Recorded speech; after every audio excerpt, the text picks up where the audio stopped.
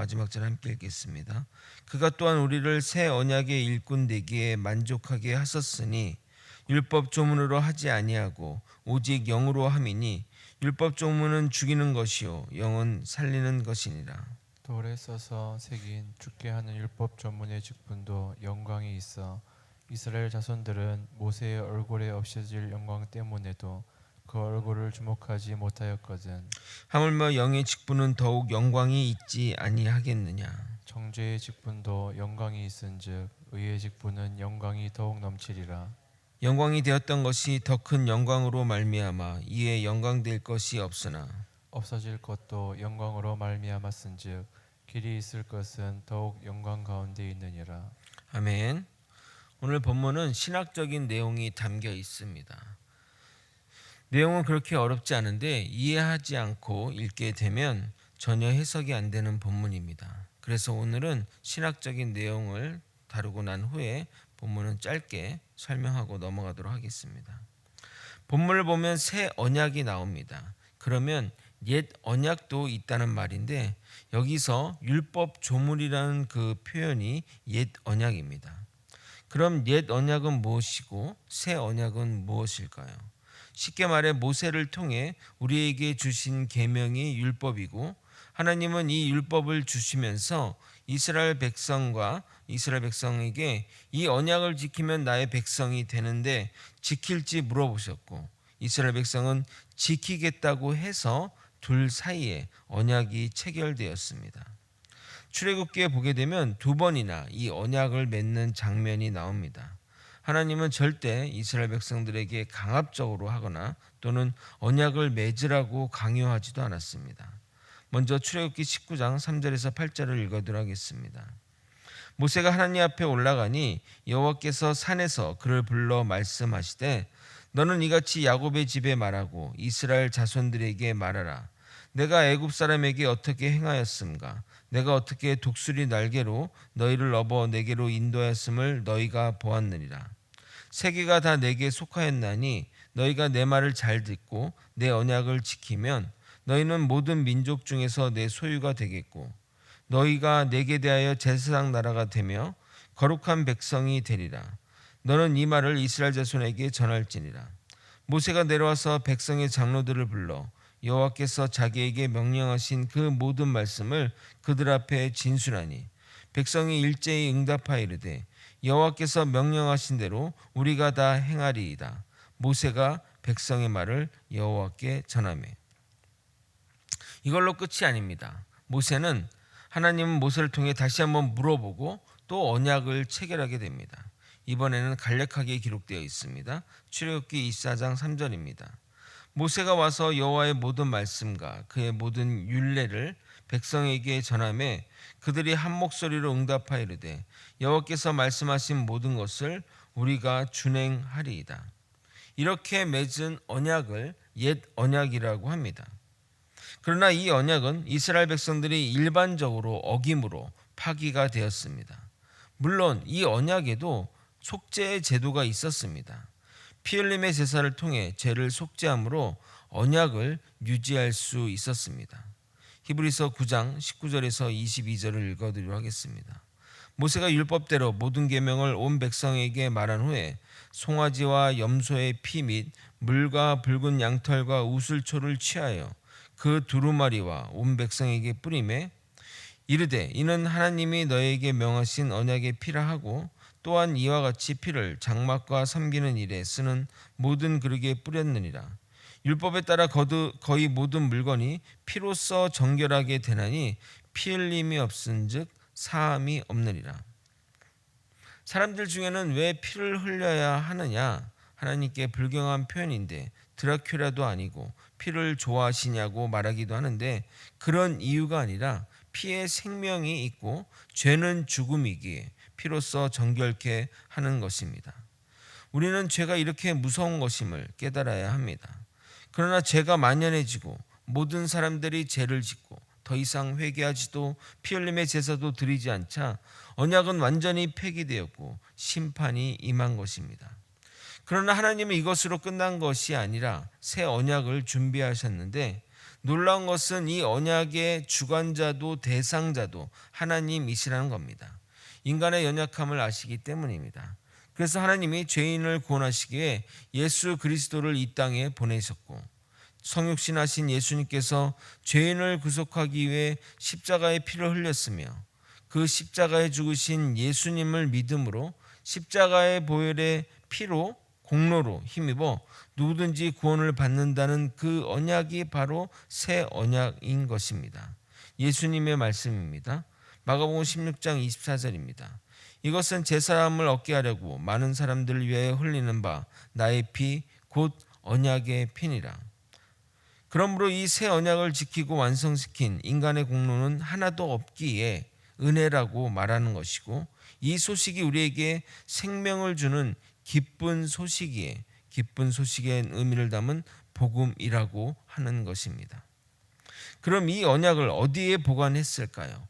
옛 언약은 돌판에 새겨 모세를 통해 출애굽 백성에게 전달이 되었고, 출애굽 백성은 지성소 언약궤에 넣어 대대로 보관했다면 새 언약은 마음판에 새겼습니다. 이 내용은 구약의 선지자 에레미야를 통해 예언되었습니다. 예레미야 31장 31절부터 33절을 읽어도록 하겠습니다. 여호와의 말씀이니라. 보라, 날이 이르느니 내가 이스라엘 집과 유다 집에 새 언약을 맺으리라. 이 언약은 내가 그들의 조상들의 손을 잡고 애굽 땅에서 인도하여 내던 날에 맺은 것과 같지 아니할 것은, 내가 그들의 남편이 되어도 그들이 내 언약을 깨뜨렸음이라. 여호와의 말씀이니라. 그러나 그날 후에 내가 이스라엘 집과 맺을 언약은 이러하니, 곧 내가 나의 법을 그들의 속에 두며 그들의 마음에 기록하여 나는 그들의 하나님이 되고 그들은 내 백성이 될 것이라. 여호와의 말씀이니라. 옛 언약은 손수 하나님이 돌판에 새겨 주었다면, 새 언약은 우리 마음판에 영으로 새겨 주겠다고 말씀하십니다. 이 얼마나 놀라운 일입니까? 그래서 하나님의 말씀을 믿고 살아가는 자는 죄를 거부하고 하나님의 말씀대로 살려고, 마음이 그것을 용납하지 않기 때문에, 마음이 힘들어하기 때문에 죄를 거부하고 하나님의 말씀대로 살려고 노력하는 겁니다. 그럼 이제 본격적으로 본문을 살펴보겠습니다. 6절입니다. 여러분이 한번 읽어보겠습니다. 시작. 새 언약의 일꾼 되기에 만족하게 하셨으니 율법 조문으로 하지 아니하고 오직 영으로 함이니, 율법 조문은 죽이는 것이요 영은 살리는 것이니라. 사도 바울은 하나님이 자신들을 새 언약의 일꾼으로 삼으셨다고 고백합니다.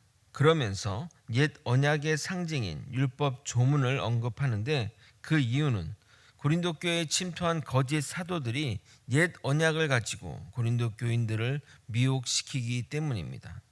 고린도 교회는 이방 교회라 사도 바울로부터 새 언약으로 배움을 받았는데, 갑자기 원조교기를 할 수 있는 예루살렘에, 그것도 추천서를 가지고 온 거짓 사도의 주장에 현혹되는 것은 당연한 것입니다. 그들의 주장은 간단합니다. 예수를 믿음으로만 구원에 이르지 않고 율법을 준수해야 구원이 완성된다고 이야기한 것입니다. 이 부분에 대해서는 갈라디아서에서 자세히 강의했으니 교회 예배 유튜브를 참조해 주시기 바랍니다. 고린도 교회 성도들이 유대인이라면 두 언약을 쉽게 이해하고 분별했겠지만, 이방인에게는 율법의 내용이 오히려 신기하고 심각하게 다가온 것입니다. 우리가 배운 것으로는 안 되니 어떻게 해야 하나요? 하며 그들에게 나아갔던 것입니다. 물론 거짓 사도가 나쁜 의도로 한 것이 아닐 수도 있습니다. 사람이 쉽게 변하지 않는다는 말처럼 태어나면서 유대교를 믿고 그것에 익숙한 사람들이 예수님을 받아들인다 할지라도 아직 유대교적인 율법 준수의 전통이 남아있게 마련이라 그들에게 그렇게 가르친 것일 수도 있습니다. 의도에 어찌되었든 복음의 변질입니다. 그래서 사도 바울은 옛 언약과 새 언약을 비교함으로 우리가 새 언약에 집중해야 되는 이유를 설명합니다. 6절 후반부에 율법 조문은 죽이는 것이요 영은 살린다는 말은 율법이 문제 있는 것으로 오해될 수 있는데, 그것이 아니라 율법의 요구에 인간이 대응할 수 없어서 결국 죄로 인해 인간이 죽게 된다는 의미를 담고 있습니다. 7절과 8절은 출애굽기 34장을 가지고 설명하는 것입니다.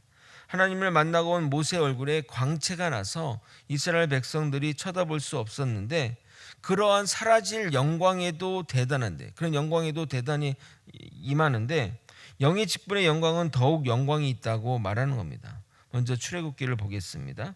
출애굽기 34장 29절 30절입니다. 모세가 그 증거판의 두 판을 모세의 손에 들고 시내산에서 내려오니, 그 산에서 내려올 때 모세는 자기가 여호와와 말하였으므로 말미암아 얼굴 피부에 광채가 나나 깨닫지 못하였더라. 아론과 온 이스라엘 자손이 모세를 볼 때 모세 얼굴 피부에 광채가 남을 보고 그에게 가까이 하기를 두려워하였더니. 그러니까 7절부터 9절까지는 이 내용을 설명하는 것입니다. 읽지는 않겠습니다. 정죄의 직분, 죽이는 직분, 율법 조문의 직분 다 같은 말이고, 의의 직분, 살리는 직분, 영의 직분도 다 같은 말입니다. 지금은 핸드폰이 매년 새로운 버전이 나오게 됩니다.